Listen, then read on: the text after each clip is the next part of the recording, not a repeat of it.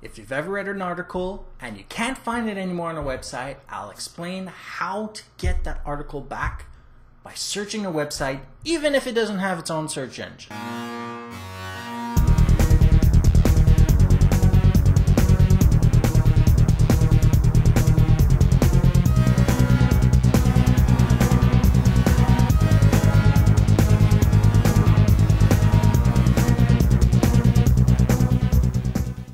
This is TQA Weekly. Thank you for listening. I'm your host, Steve Smith, aka Z-Axis, and yes, me call me that. And let's get to first things first. We are going to be dealing with how to find an article on a search engine, despite the fact that the current website you are on does not have a search engine of its own. And in order to explain how to do all that, we're going to have to explain some of the ins and outs of search engines in the first place. So let's talk about how content gets into the search engine first. So you've got a multitude of ways of it actually getting into there. Of course, it doesn't apply to new websites, and I'll explain why. First, it needs to be inserted into the search engines manually. This is the most basic principle of any type of website design that coders need to learn but don't necessarily have in their arsenal. This is part of what we call search engine optimization.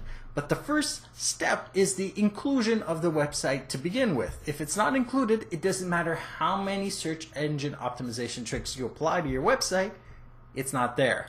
The second is being linked to, another form of search engine optimization, which requires that somebody else links to your website. If nobody links to your website and it's not inserted manually into these search engines, there is no way, no hope anybody finds it at all. And the third thing is the person in charge of the server must allow the crawlers from the search engines to actually index and snippet the content in order to be able to make a viable search result from a search. So if they're not allowing it to be indexed or snippeted, it wouldn't show up. And one such famous example is Facebook, but we can all understand why you don't want people crawling your profiles. But if you're running a blog or a website with a bunch of articles, you want the search engine to find them. That way everybody can find your pages. The other thing is age of the content. So if we take an example, most of the time Google will determine that it will crawl your page based on X amount of days based on past history. It can do it every week if it wants to. They can have it do it every day if they wanted to, every month, every year. But for the most part, the average is about a week. And this is modifiable based on the sitemap design used by the web developer. But then again, most don't use that. And of course, it's always at the whim or fancy of those search engines. They can just decide that even though you have content put up every day, that they'll only index it once a week. Because it still requires a lot of resources in order to crawl all the internet.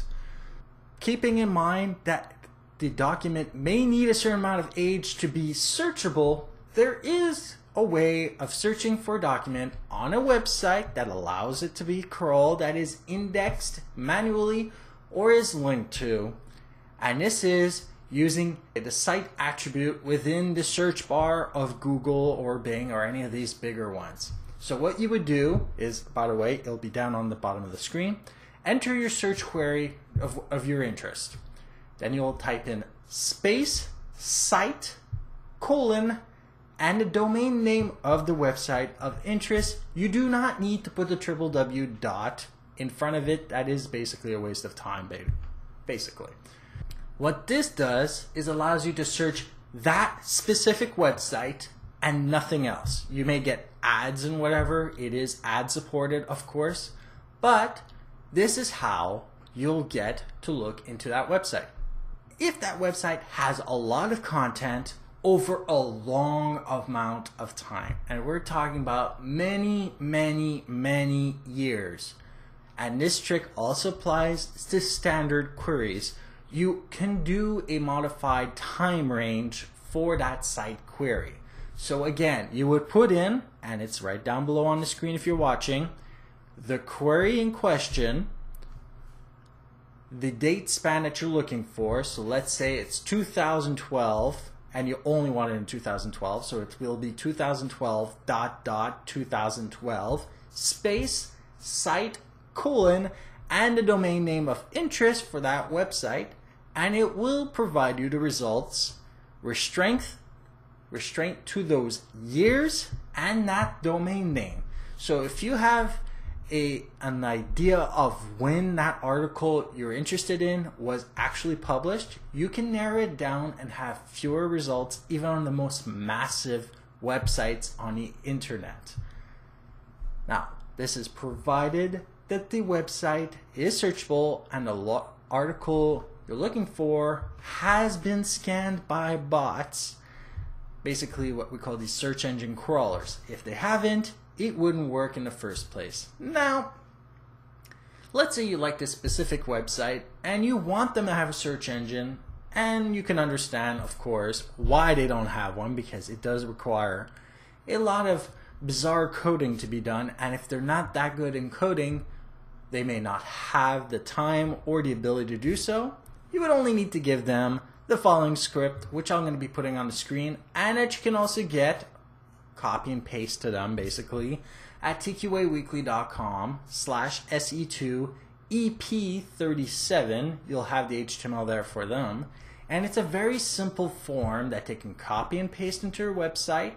All they have to do is modify the domain name inside, and it will give them a search engine on their website. Next week, I'll be explaining what a hash is, and more importantly, why it needs to be salted. And as an added bonus, I've started a new contest called All Colored Salts, which will help you discover the world of hashing and salts for yourself. The first person to submit the solution for the salted hash will win a $100 Amazon gift card, provided you answer the skill testing question hidden within the hash correctly. To participate in the contest, head over to tqaweekly.com/contest, read the rules, and get started in a new contest. Remember to like, share, and subscribe to TQA Weekly for more information like our show notes, how to join our mailing list, how to get our Android application, or your own TQA Weekly branded gear and apparel. Head over to tqaweekly.com. Have a great day and stay safe and online.